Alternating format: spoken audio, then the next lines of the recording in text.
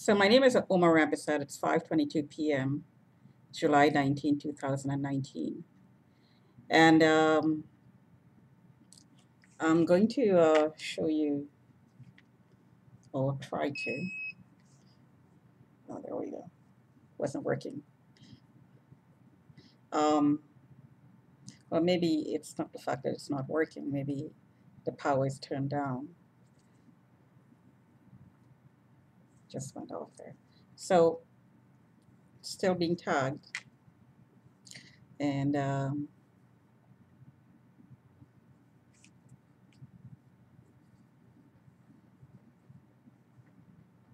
and the eye is being hit.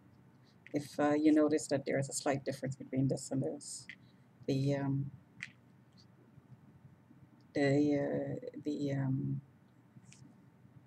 the amount of expansion of the eyelids is different from this one to this one. So my eyes are burning and it's sore. So is my sinuses. And as you could tell, the power is turned down, but it goes off. The alarm goes off once in a while. I thought for a second there that it wasn't working, but it is. So, so the tweets I tweeted an ROSHINI 911, those were mine. Um, I talked about a conspiracy, which is the community targeting program. I talked about being registered with the municipality or court registered, as I heard. And everything I'm tweeting in those tweets is a reflection of what's being said around me. This so called game, which is really not a game, it's really a disposal, a process of disposal of a flagged person, a targeted person, a target. It would seem that anybody who has a grudge against a target can can get an account, quote unquote, whatever this account means, and start surveilling the person and get a team together to help the surveillance, which means that the person is being stalked. And at any given time, a target can be stalked by any number of people because apparently there could be more than one account. More than one person can sign out the person, the target, and start reporting on the person. So in my case, there seemed to be a whole lot of reporting going on. Um, and this is, of course, these conclusions are drawn from the harassing comments outside my window, informants themselves, people who do have the receipt, people who are working with the person who has the receipt. And so the game is about being updated and getting a reaction, and the reaction is reported to suit the agenda, twisted, manipulated, lied upon, um, and to report on. So it would seem that just about anybody could have an account, including, of course, criminals, pimps, traffickers, um, drug runners, just about anyone at all. So it's interesting that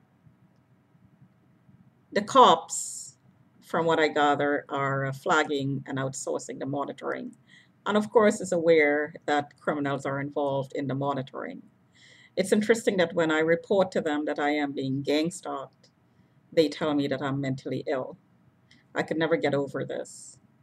Um, when it started, and I went to the cops over and over again, and I kept on getting the message that something is wrong with me, I couldn't make sense of it. It just didn't make sense because I was being stalked.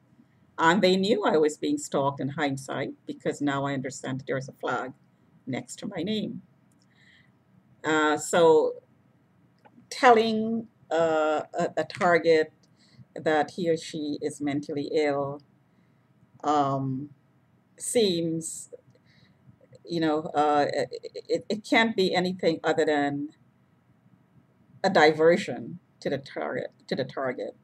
um, and also to make the target think that something is really wrong with the target, because the cops are telling me I'm mentally ill and this is not really happening. It must be in my head, when really it is happening. So are the cops trying to make the target think that they're mentally ill? Are they providing cover for the experimentation that's going on because of the flagging? I couldn't understand I couldn't understand that I was being told, or why I was being told that I was mentally ill when I was telling the truth. So of course now in hindsight, I understand. Oh, I think I understand why it was being done. It was a cover up, and it was also to make me think that something was wrong with me. So it was to make me go to a therapist and say, I think I'm being stalked. And the therapist is saying, well, why would you be stalked? Um, is there any valid reason? And of course, I wouldn't be able to come up with one because I didn't know anything about being flagged. And the therapist will say, well, maybe you're a little bit paranoid. Maybe it's all in your head, and you get a diagnosis. And that's exactly what the cops wanted in the first place. So, possible? That's a possibility. However, at this point in the game, and it is presented as a game, really it's not, as I said before. Um, there is a flag, and I have evidence of being remotely affected, because um, if I'm being followed around and stalked remotely, then you have to be imaged to be able to be tracked. So you're stalked and you're imaged. And if you're imaged, then of course somebody could aim a laser or a taser or a microwave weapon at you. It's not that hard to do.